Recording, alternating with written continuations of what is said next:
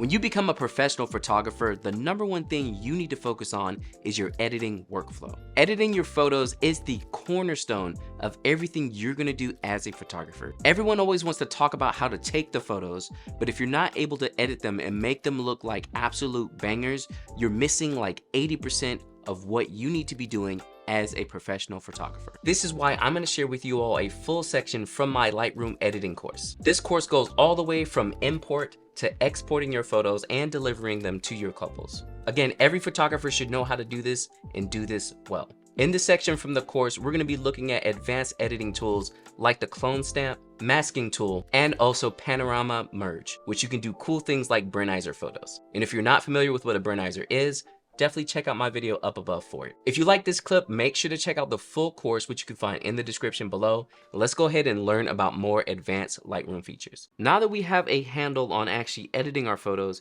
we need to look at specific photos and how we might want to deal with those while we're editing. The first typical type of photo is if you have a photo that is backlit. So here we see a nice photo where we have our couple and I was trying to save the sky. Now, if you know anything about exposure, when you're using natural light, there's only two options you can do when you want to save the sky.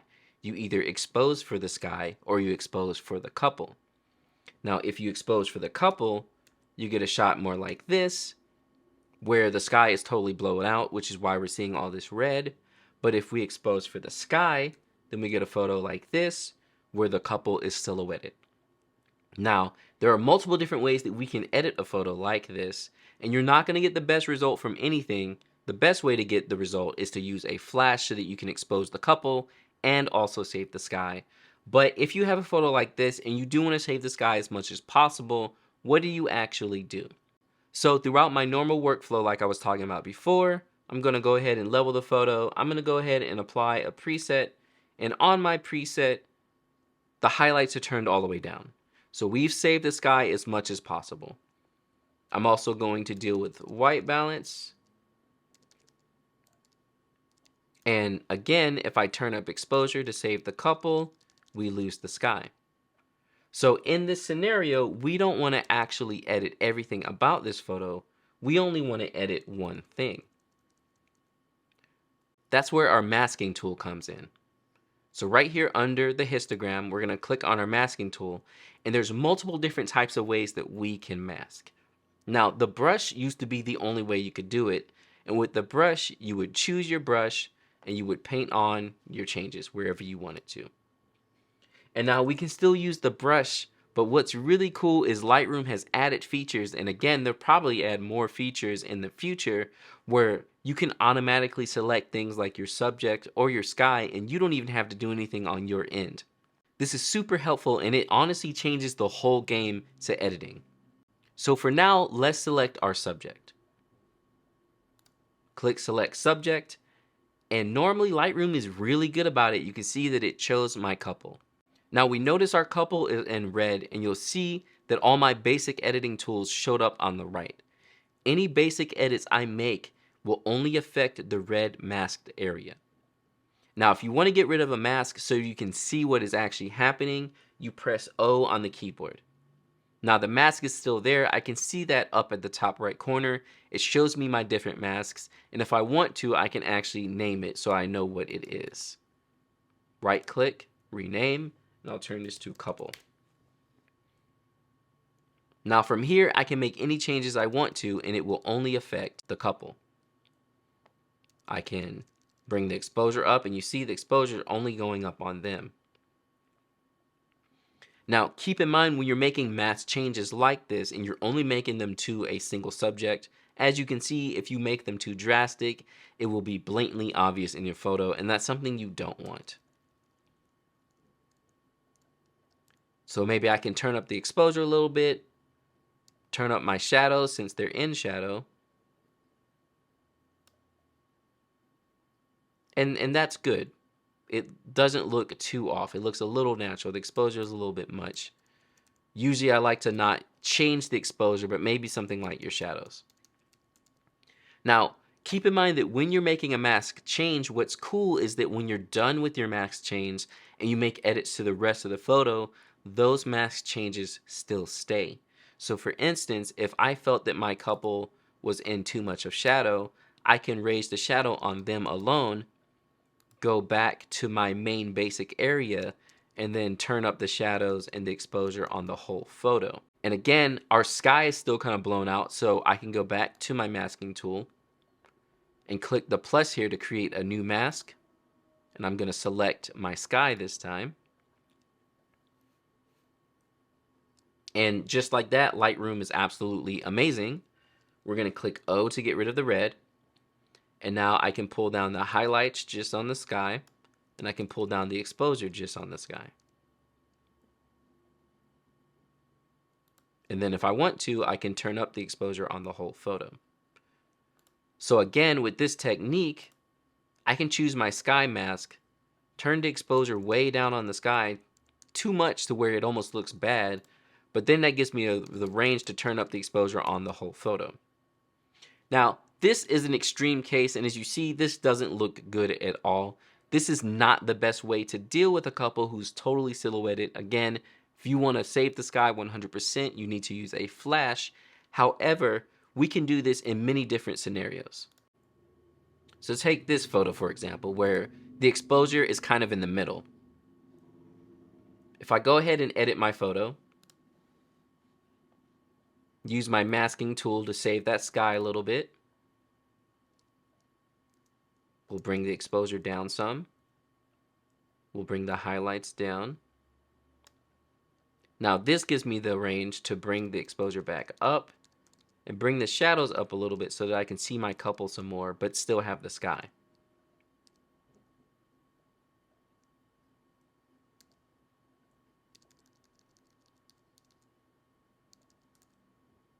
And now this is an overall better edit. This looks more natural. This doesn't look like I did some kind of crazy over editing. You can still see the sky enough, and we can see our couple, and they're not fully silhouetted. This is what we want from a photo that's backlit.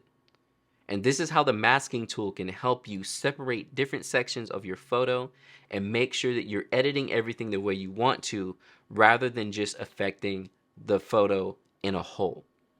So again, if we go back to our masking tool and we select the sky that we did originally, I can also change the temperature of just the sky.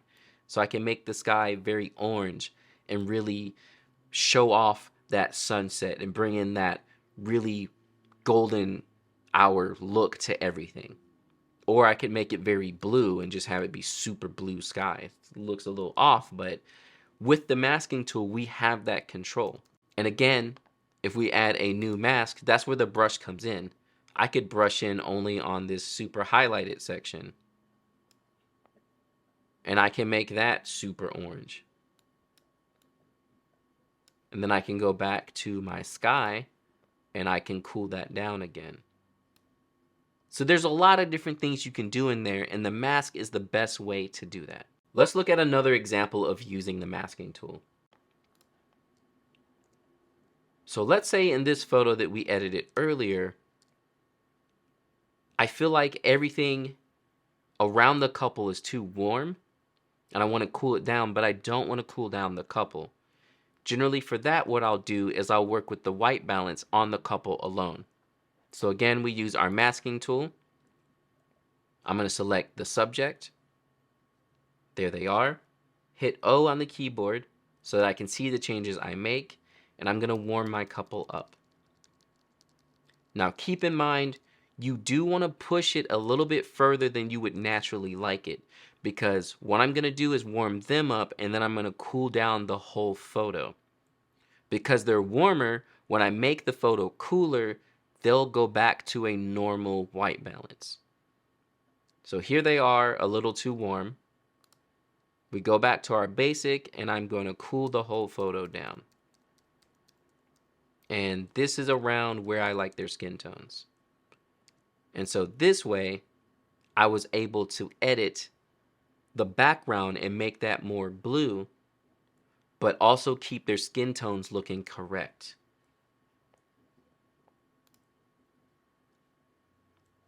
And we can see here how much more blue I've made the background by cooling it down, but also their skin tones look correct.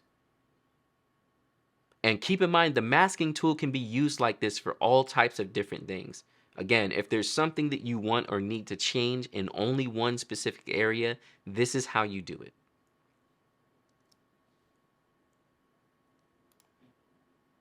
Another one of our advanced tools is going to be the heal tool. That's great for getting rid of anything like pimples or skin scars or something of that sort. You can also use it to remove things from the background of your photos. So let's say I wanted to touch up the skin of my bride here. And luckily her skin's looking pretty good. There's not much I can get rid of. But let's see if we can help out maybe this under eye area a little bit. So on your little band-aid here, you're going to have your heal or your clone tool. Now keep in mind, cloning means it's going to create the exact same thing in a different area. So you see as I move this separate circle, it's just copying the exact same spot on a different area of the photo. And that's how it will be. So here she is, and we can clearly see the circle, and it's very obvious. Your heal tool is trying to take a different area of the photo and not copy it exactly, but kind of use it as a guiding light of how it wants to replace that area. Now, generally when I'm using the heal tool, I'm doing something like removing pimples or skin spots. So we see here, this is probably like a birthmark, but if I click on it, now it's showing me the area that it wants to pull from, and you'll see that it pretty much got rid of those other areas. When you're removing something like a pimple or a little skin mark, try to choose another area that's very similar. So you'll see here, if I want to do something about this under eye area, if I draw in right here, I'm going to need to choose some skin area that's about the same as well. Because if I don't, you see if I choose the nose, it gets a weird nose in it, it doesn't work. But if I come maybe right here, I can smooth that out a little bit.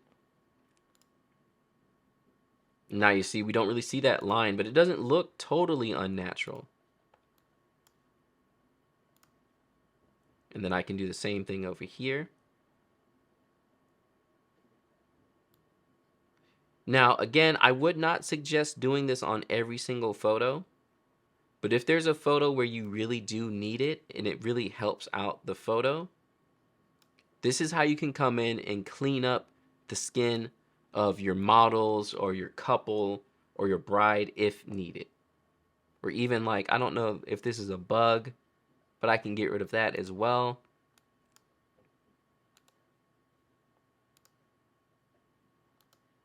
And so you see if I look at my before and after, we can kind of see the difference there. And honestly, like really, when it comes to wedding photography, fixing that little bit of under eye area can make a big difference in some photos. And as you saw, I used the heal tool as well to be able to get rid of stuff in the background. If there's anything that stands out too much, usually the heal tool will help out with that. So healing and cloning is something you can do at any time. And let's talk about some of the settings here you can change. So obviously you can change the size. This is going to be the size of your circle. You can also change the feather. That's basically how much of the area is going to be soft, aside from it just being a direct circle. As you saw, I don't have mine very soft at all. Usually the way that I'm healing, having it be a full unsoft circle is okay. And then the opacity is going to be how much of it is really showing. You can have it show just a little bit. Now, generally, I have found personally that the heal tool works the best inside of Lightroom. However, if you need to do something more advanced, that's where using Photoshop comes in. Let's see if we can find some more examples of using our healing tool.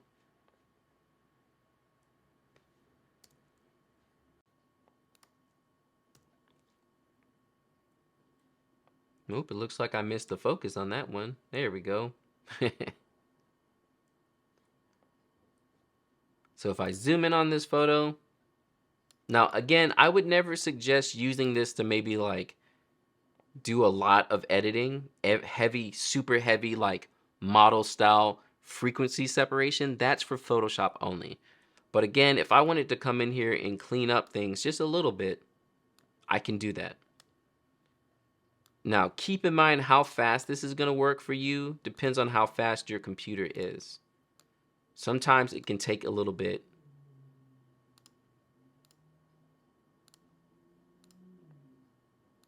And I would just go in and click around, make sure the areas that Lightroom is choosing is okay, and you kind of just go from there. And like I said before, I generally do not do this on every single photo, because when it comes to wedding photography, this is going to take you forever.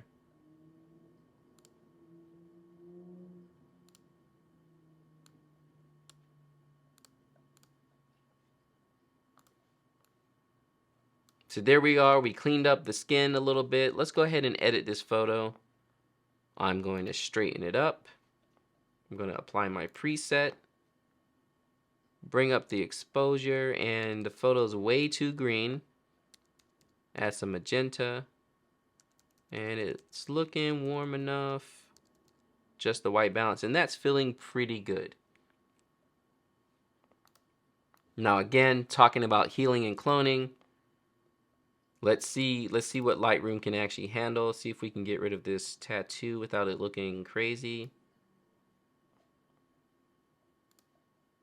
Yeah, and that looked like it worked. Like you would never know that that was there. It looks like Lightroom also didn't totally straighten my photo up. I'm gonna manually come in and then constrain the crop. And that's feeling pretty good.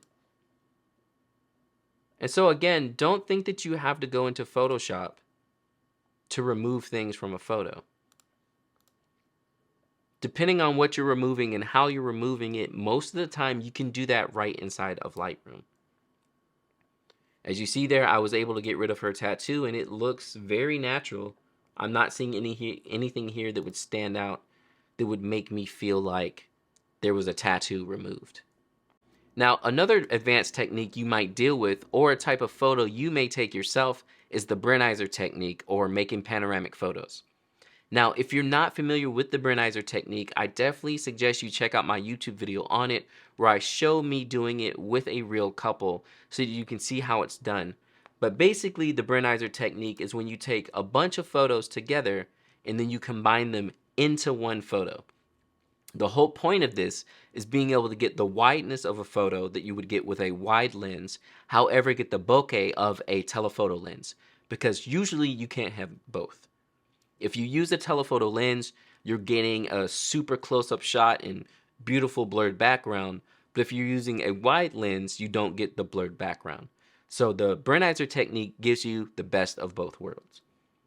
So I've taken a Brenizer shot here, and these are all the photos that I've taken.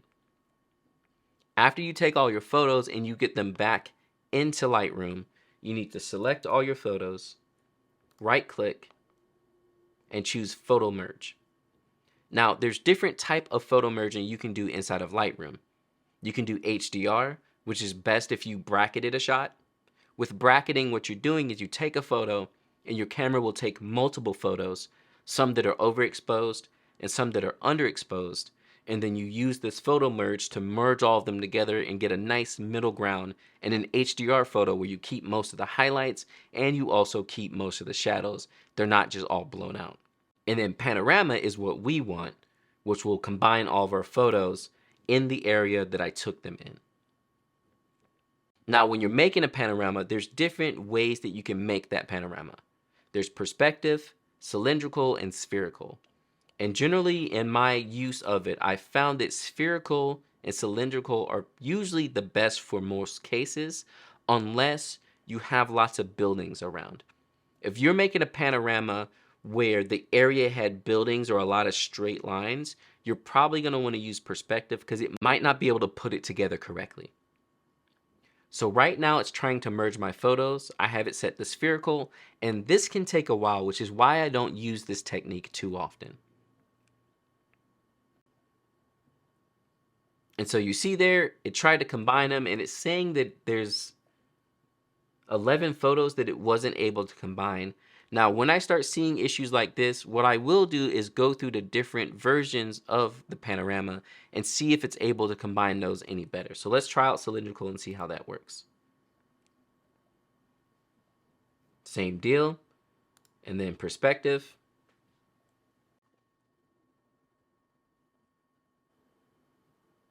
And that's worse. So let's go back to spherical and we'll use that. Go ahead and click merge. And then at that point, your computer is going to merge the photos. And again, depending on how fast your computer is, this can take a while. So now our photo has been merged and we can see it down here at the bottom. And what you notice is that when we go to edit it, this photo is kind of crazy. It's all over the place. And what you want to do, since we have so much white area, we want to actually crop our photo down so that we can use it as a real photo. Let's go up to our cropping tool. And inside of our cropping tool, we can change the aspect ratio of our photo. So I can make it 1:1 or square. I can make it a 2:3, or I can go to a 4:3, which is generally what most photos are. Now, I can tell you personally, whenever I do the Brenizer technique, I kind of like to do the photos in a 16:9, just because I have so much space. Once I've selected my aspect ratio, I can crop in on my photo and see what works.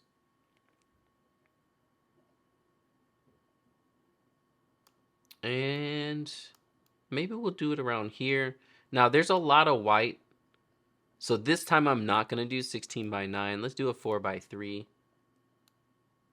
And I like to bring the crop to the very edge of white area. And then I get a wider shot like this with more intense bokeh. The Brenizer technique is really cool, and honestly, you really should go check out that video that I made on it. That will teach you how to shoot the photo to get this result. And then what I just showed you is how you actually combine it. Another thing that's great about the Brenizer technique is because you're taking multiple photos, this is a great way to get a huge photo that you can use for prints. If you've ever looked at a medium format camera and been a little jealous of how many megapixels it has, look at the dimensions on this photo right now. It is a huge photo that rivals something that has something like 102 megapixels, mainly because this was 11 photos. So try out the Brenizer technique for yourself if you want a nice, huge photo that you can use for printing very large photos. Again, this is great for landscapes, and it's really cool for couples as well. So let's review one more time using some of our tools to edit our photos. So I'm going to go through my normal process, level this out. I'm going to apply my preset. And you'll see here that my couple is backlit. And I don't want to lose that sky too much. I also don't want to raise the shadows on the whole photo. So after I get my white balance where I like it,